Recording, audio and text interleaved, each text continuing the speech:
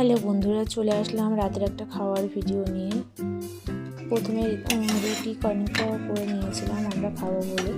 তারপরে সেই রুটিতে একটু বাটার দিয়ে আমরা পরোটা বানিয়ে নিচ্ছি।